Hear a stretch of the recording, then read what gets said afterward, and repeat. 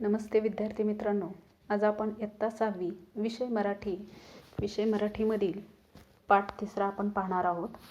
पाठ 3 पाठाचं नाव आहे डॉक्टर कलाम यांचे बालपण. डॉक्टर APJ अब्दुल कलाम यांचा जन्म 15 ऑक्टोबर 1931 साली मद्रास राज्यातील रामेश्वरम या छोट्या बेटासारख्या गावात एका तमिळी कुटुंबात झाला. त्यांच्या आईचे नाव आशियाम्मा होते तर वडिलांचे नाव जैनुलाब्दीन होते. अब्दुल कलाम यांचे पूर्ण नाव आहे अबुल पाकीर जैनुलाब्दीन अब्दुल कलाम. तर त्यांचा मृत्यू 27 जुलै 2015 साली झाला. ते विद्यार्थी प्रिय होते, तसेच त्यांना मिसाईल मॅन म्हणूनही ओळखले जाते. डॉक्टर APJ अब्दुल कलाम हे विख्यात अणुशास्त्रज्ञ होते.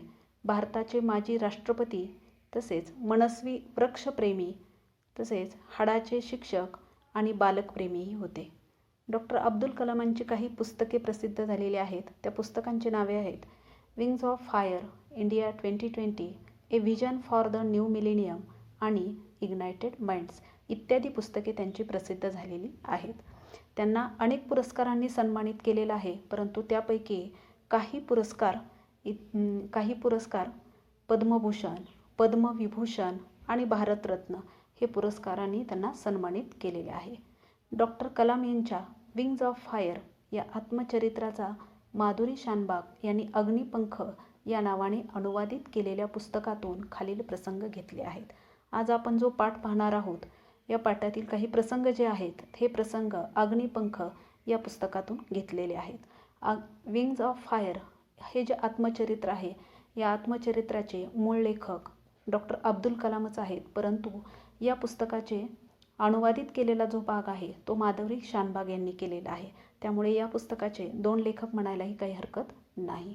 प्रतिकूल परिस्थितीवरही मात करत शिकण्याची जिद्द व त्यांच्या जीवनावर आईवडिलांचा पडलेला प्रभाव आणि बहीण भाऊ यांचा सहवास यातून डॉक्टर APJ अब्दुल कलाम यांच्या बालपणीच्या जडणघडणीचे चित्रण या पाठातून केलेले आहे.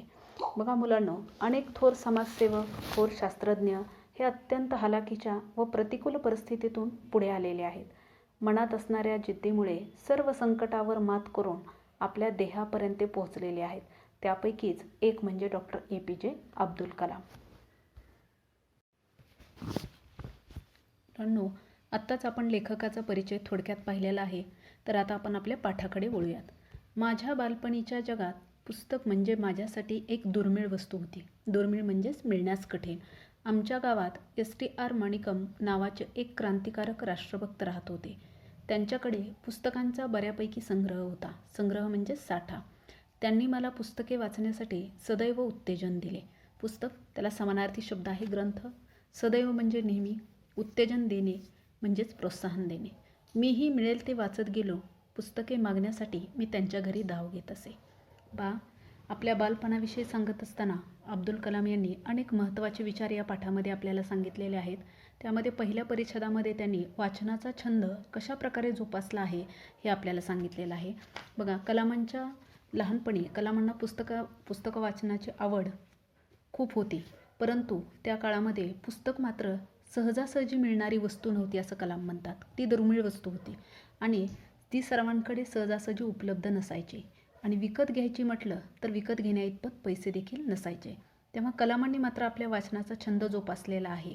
तो म्हणजे STR माणिकम त्यांच्या गावातील एक क्रांतिकारक आणि राष्ट्रभक्त होते. आता आपल्याला लक्षात येईल की कलामांचा जन्म 15 ऑक्टोबर 1931 सालचा आहे. 1931 साल म्हणजे आपला भारत देश पारतंत्र्यात होता.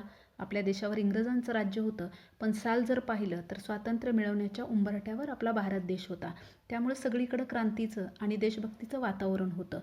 आणि असेच एक रामेश्वरममध्ये STR माणिकम जे एक क्रांतिकारक आणि राष्ट्रभक्त होते, ते कलामांच्या मोठ्या बंधूंचे किंवा भावाचे मित्रही होते. त्यांच्याकडे मात्र पुस्तकांचा बऱ्यापैकी संग्रह होता, साठा होता आणि त्यावेळेस त्यांनी मात्र अब्दुल कलामांना पुस्तक वाचण्यासाठी नेहमी उत्तेजन दिलेलं आहे की ज्या वेळेला अब्दुल कलामांना पुस्तक वाचावंसं वाटत असे त्या वेळेला ते STR माणिकम यांच्या घरी धाव घेत असत आणि जे पुस्तक मिळेल ते पुस्तक ते वाचत असत. अशा प्रकारे कलामांनी आपल्या वाचनाचा छंद कशा प्रकारे जोपासला आहे हे त्यांनी सांगितलं आहे. बघा, माझ्या लहानपणी शमशुद्दीन नावाच्या माझ्या एका दूरच्या भावाचा माझ्यावर बराच प्रभाव होता. आता इथं अब्दुल कलामांच्या लहानपणी म्हणजे त्यांच्या कलामांवरती त्यांच्या आईवडिलांचा जसा प्रभाव होता, तसेच त्यांचा एक दूरचा भाऊ आहे शमशुद्दीन, त्याचाही खूप प्रभाव अब्दुल कलामांवरती होता. रामेश्वरममध्ये येणाऱ्या वर्तमानपत्राचा तो एकुलता एक वितरक होता. एकुलता एक म्हणजे एकटा, वितरक म्हणजेच वितरण करणारा किंवा वाटप करणारा. आता इथं रामेश्वरम हे एक छोटंसं गाव आहे. रामेश्वरम जर पाहिलं तर आपण भारत आणि श्रीलंका यांच्यातील समुद्रातील जो छोटासा भूभाग किंवा पेटासारखी जमीन आहे, तिथं एक छोटंसं वसलेलं हे रामेश्वरम गाव आहे. चारही बाजूंनी समुद्राने वेढलेल्या या रामेश्वरमला बऱ्याच गोष्टी सहजासहजी मिळत नसायच्या. रामेश्वरममध्ये येणाऱ्या जो वर्तमानपत्र होते, म्हणून त्याचा एकुलता एक वितरक म्हणजे वितरण करणारा हा शमशुद्दीन हा त्यांचा दूरचा भाऊ होता. रोज सकाळच्या रेल्वेगाडीने पंबन गावाहून वृत्तपत्राचे गठ्ठे येत.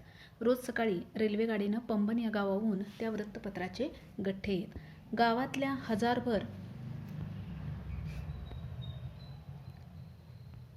हजारभर सुशिक्षितांच्या वाचनाची गरज भागवणाऱ्या शमशुद्दीनचा व्यवसाय म्हणजे एक खांबी तंबू होता. आता इथं गावात रामेश्वरम एक छोटंसं गाव आहे, म्हणून लेखकाने उल्लेख केलेला आहे की हजारभर सुशिक्षितांच्या वाचनाची गरज मात्र हा शमशुद्दीन या वाचनाद्वारे किंवा या वर्तमानपत्र वाटून तो भागवत होता. आता शमशुद्दीनचा व्यवसाय म्हणजे एक खांबी तंबू. एक खांबी तंबू म्हणजे पूर्ण जबाबदारी एकट्यावर होती, दुसरा वितरक त्या गावामध्ये नव्हता, म्हणून त्याला उपमा काय दिलेली आहे, एक खांबी तंबू. आता तंबू हा शब्द जवळपास तुमच्या सगळ्यांच्या परिचयाचा असेल. आपण उदाहरण घेऊ. बघा, तंबू म्हटल्याबरोबर तुमच्या डोळ्यासमोर तंबूची रचना येईल. त्या तंबूमध्ये मध्यभागी असे खांब लावलेले असतात, लोखंडी असतील किंवा लाकडी असतील, आणि कडेने असा कपडा टाकलेला असतो त्रिकोणी.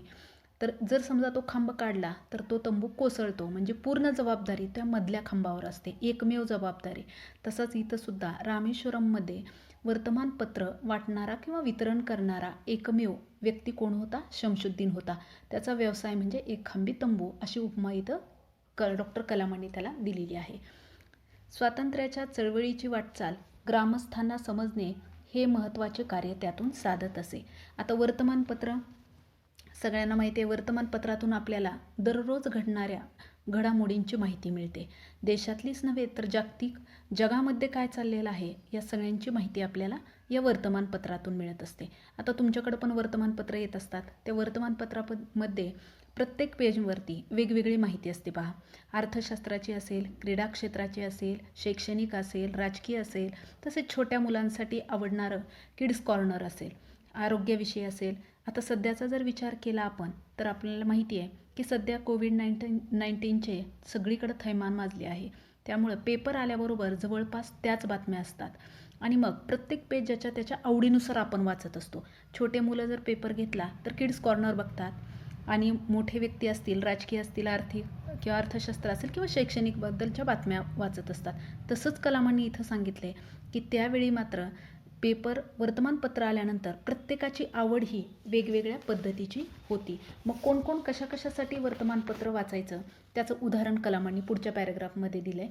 आपल्याला स्वाध्यायामध्ये प्रश्न आहे पहा, लेखकाच्या लहानपणी लोक वर्तमानपत्र कशासाठी वाचत असत. आता पहा इथं कशासाठी वाचत असत ते सांगितलं आहे. स्वातंत्र्याच्या चळवळीची वाटचाल ग्रामस्थांना समजणे हे महत्त्वाचे कार्य त्यातून साधत असे. आता वर्तमानपत्र आल्यानंतर काही लोकांना स्वातंत्र्याच्या चळवळीची वाटचाल म्हणजे स्वातंत्र्याच्या चळवळीची माहिती ग्रामस्थांना म्हणजे त्या लोकांना ग्रामस्थांना समजणे हे महत्त्वाचे कार्य त्यातून साधत असे. तर कुणाला त्या वर्तमानपत्रातून भविष्य जाणून घेण्यात रस असे, तर कुणी चेन्नईच्या म्हणजे आजचं मद्रास बाजारपेठेतील सोन्या चांदीचे भाव समजण्यासाठी उत्सुक असत. थोडेजण मात्र जिज्ञासू वृत्तीने, जिज्ञासू म्हणजे जाणून घेण्याची वृत्ती. हिटलर माहिती आहे तुम्हाला, जर्मनीचा हुकुमशाह होता तो, आणि दुसऱ्या महायुद्धाचा जनक त्याला म्हटलं जातं. तसेच महात्मा गांधी आणि बॅरिस्टर जिना हे पाकिस्तानचे राष्ट्राध्यक्ष होते, यांच्याबद्दल गांभीर्याने चर्चा करत, पण झाडून सर्वजणांना पेरियार ई.व्ही. रामस्वामी यांच्या चळवळीबद्दल जाणून घेण्यात रस होता. आता पेरियार ई.व्ही. रामस्वामी हे दक्षिण भारतातील अतिशय खूप मोठे समाजसुधारक आहेत. तमिळीमध्ये पेरियार या शब्दाचा अर्थ पवित्र हृदय असणारा किंवा पवित्र आत्मा असणारा किंवा सन्माननीय व्यक्ती असं म्हटलं जातं त्यांना. बाकीच्या सगळ्यांना मात्र या रामस्वामी यांच्या चळवळीबद्दल जाणून घेण्यात रस होता.